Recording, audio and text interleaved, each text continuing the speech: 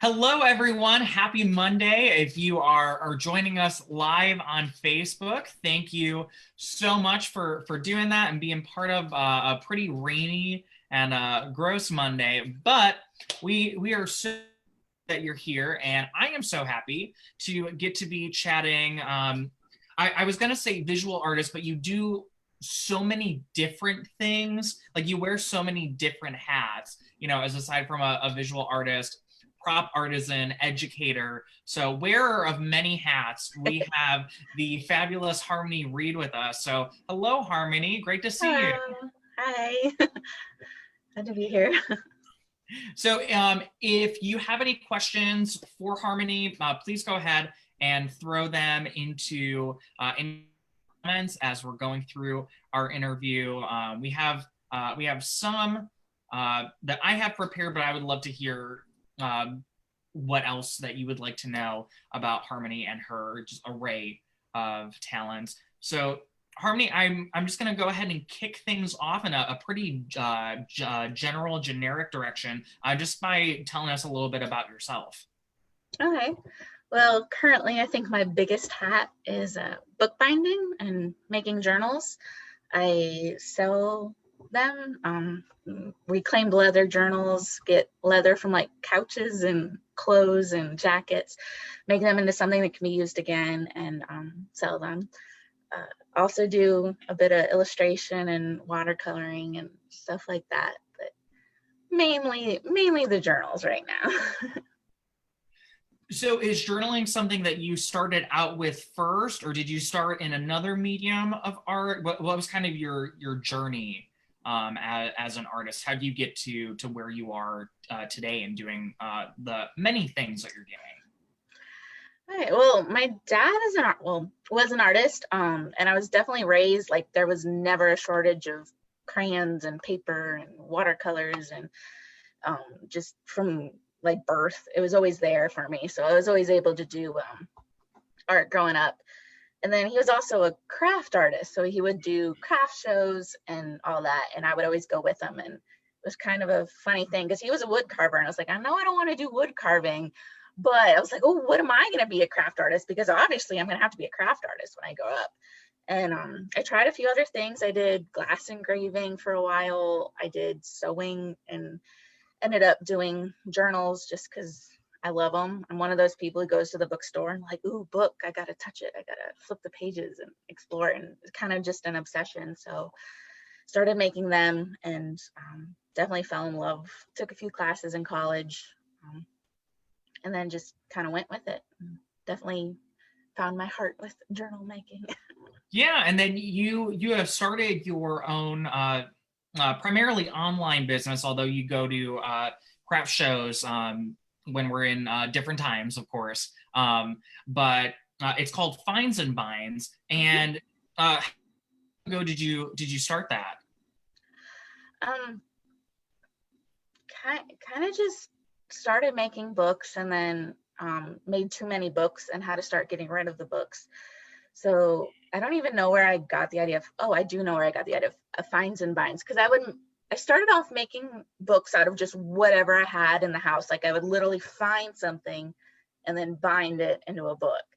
And I kind of gone back to that now with using recycled materials, recycled leather and such. So I like find it and I bind it. And it kind of just became a thing. Like I've got so many made, I have to get rid of them. So I started an Etsy. I had a few other things on that Etsy, like I said, the engravings and even jewelry, I think, for a while, but it was really just the journals that took off. And so because that was what was doing the best and that's what I enjoyed the most, is kind of what I put my time into, and that's what grew. So kind of just happened. Yeah. Is there a particular material that works best when you're doing binding, or is there one that you have that you really enjoy working with? I know you had talked about leather. I think you've done a couple of videos for like our online content where you said use some different material like jeans and things like that. Yeah, leather is definitely what works best for me. It's kind of the most classic, I guess. It's how bookbinding started, was with leather. And and parchment and such, but I do enjoy leather the most. I do a lot of fabric as well, just as sort of a animal appreciation thing. Like, I don't want to have just animal products, but I do prefer leather. It's kind of a very special material. But I Yeah, usually get like clothing leather. Like, I'll get jackets, skirts, stuff that can't be worn anymore because it's broken or worn, and then use that. gotcha. And so aside from that, because I can see behind you, and you talked about it, you also do a variety of like watercolor painting and like work with ink pens and things like that. Can you talk a little bit about what's that like for you? Because you also have an Instagram that you have dedicated to that sort of work. Okay. I will say these up here are collected prints, so it's not my work. Just other artists that I collect and put up. But yeah, I do a lot of just drawing as well, mostly ink and watercolor. And then I have an Instagram, which I've recently changed from my 12-year-old email address to L Harmony Reid Art. And I do a lot of, yeah, like you said, the online challenges, stuff like that. Just finished up a ghost, which was you had to draw a ghost every day in August.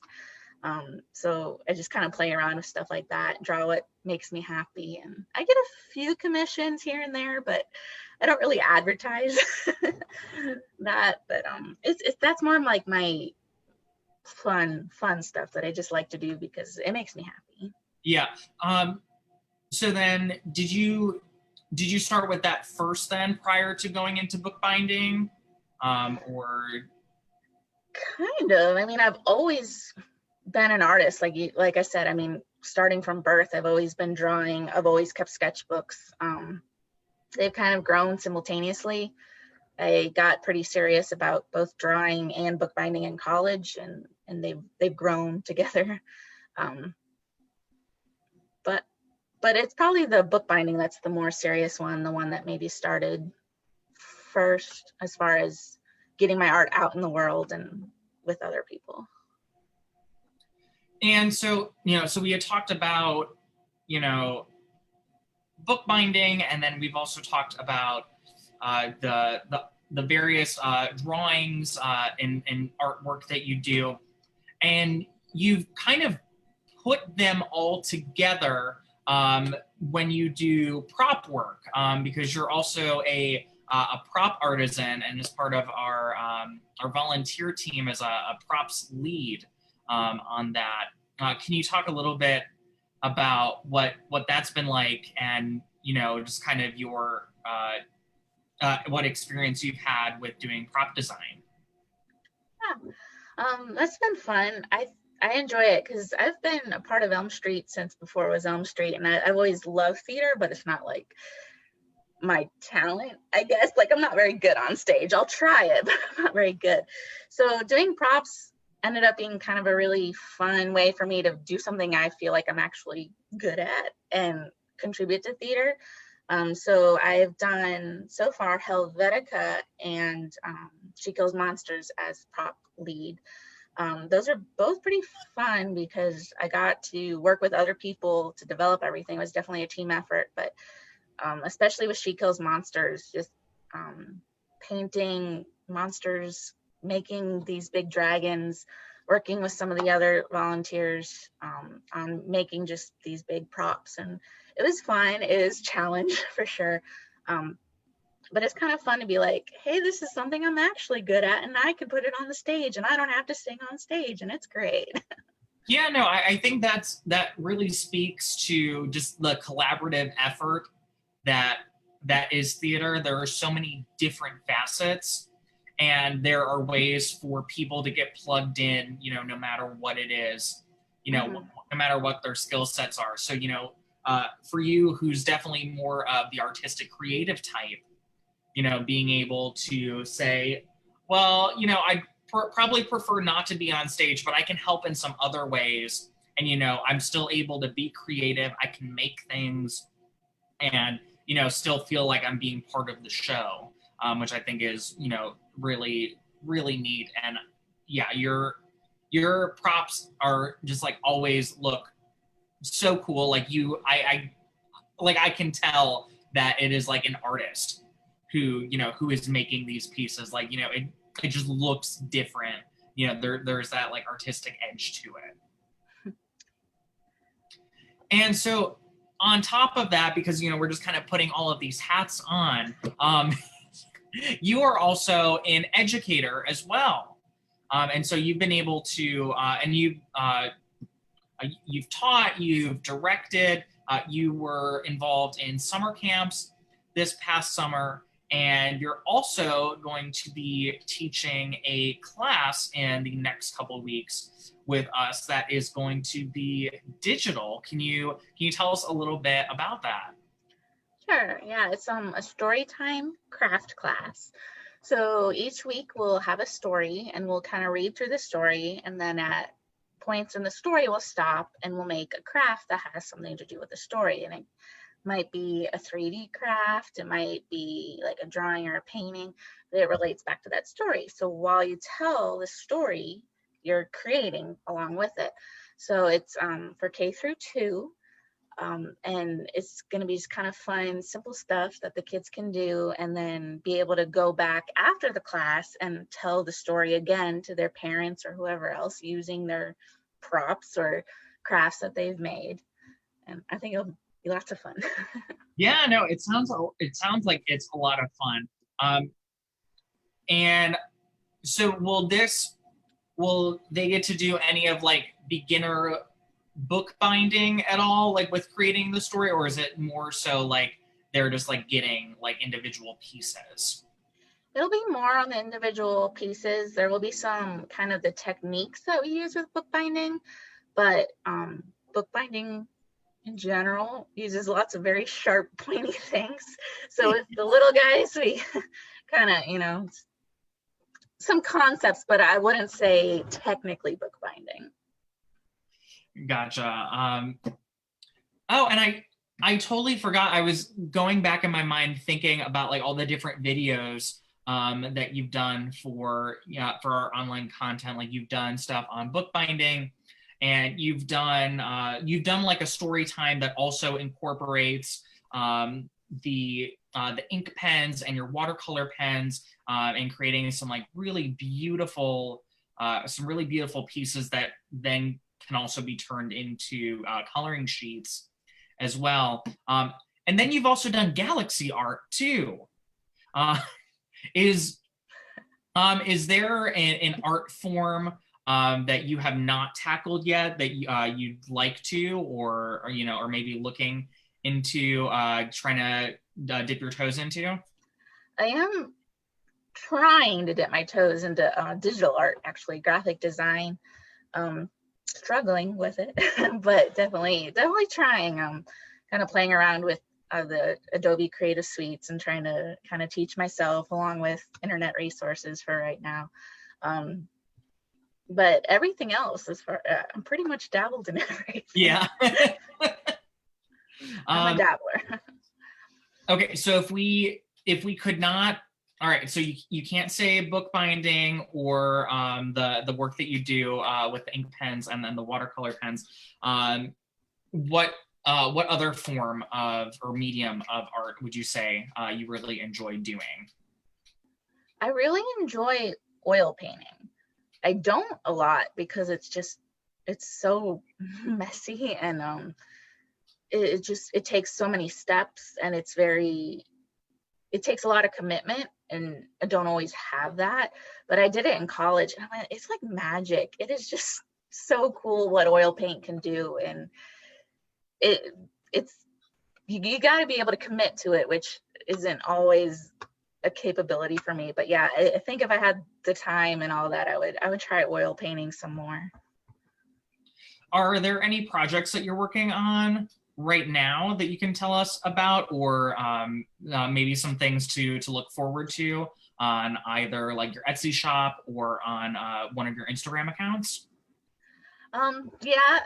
It's a little, in the internet artist world, it's a little on thin ice right now, but I am preparing to do Inktober, on both accounts. I'm actually planning on drawing an ink drawing every day in October based on the prompts. If you're aware of Inktober, there's a word each day and you're supposed to do a drawing in ink based on that.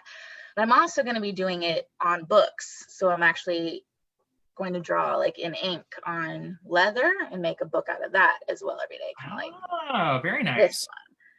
So that'll be on L Harmony Reid Art Instagram for just the drawings, and then the books will be on Finds and Binds on Instagram. Very, very cool. So what kind of things have you been doing during these past, however many months, however many months have tracked from March? What kind of things have you been doing to keep your creativity going? Because I know sometimes, we can get ourselves into like a block and be like, I don't know what to do. I don't know how to be creative. I'm not really like feeling anything right now. What has your creative process been like throughout COVID-19? There's definitely been ups and downs with that. Had many of those blocks where I'd just go for quite a while without doing anything. There was one week where I just had like 5 or 6 craft shows all get canceled all at once. I was like, what? And I mean, that was kind of rough, but like, it's kind of like, got to get back up, find another way. Hey, craft shows are canceled, but there's still the internet. So just kind of rationalizing my way out of things. And then just remembering like drawing, bookbinding, they make me happy. So everything else right now is making me unhappy. So do something that I can do. And when I do become blocked, I think it's almost a joke among some of my friends that I have to do what the internet tells me. So I do all these monthly challenges. There's all these different sites that you can randomly generate like a prompt or something. And if I can't think of something, I just, hey, internet, tell me what to do. And then it kind of helps me get out of that block. But, yeah, it's just ups and downs. Gotta just keep going though.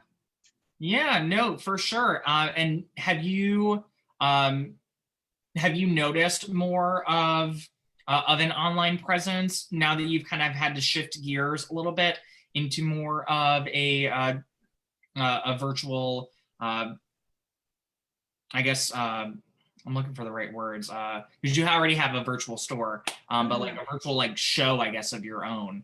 Yeah. Since that's kind of what you do on social media. I think part of it is I've gotten a little bit better on and have the time to go out and find ways to advertise my stuff online. A lot of artists probably noticed there's all these virtual online Facebook groups and convention sales and that have kind of popped up. So I try and post in those and find ones that fit with like my brand and my style and advertise there. And I have seen an uptick in online sales, which I'm very grateful for. But just kind of relearning how to do it and where to go and how to find your customers if they're not going to come to your craft sale, right? Yeah. So you've seen an increase in non-local sales, or has with your store has it kind of stayed the same pre-COVID? Currently I have more non-local sales than local, kind of just all over the US right now. But yeah, like when you do craft shows, I'm always in Marietta, and I do like Art on the Green and with Elm Street and Big Shanty and all these local festivals, and like I do fairly well at them. So yeah, but now that that's not there, it's a lot of books to California and Ohio and just all over the world. So Harmony, the final question that I have for you, I guess, is a two-parter. One is, how can we continue to support you during this time? And then, how else can we support our artists and our artist community during this time as well?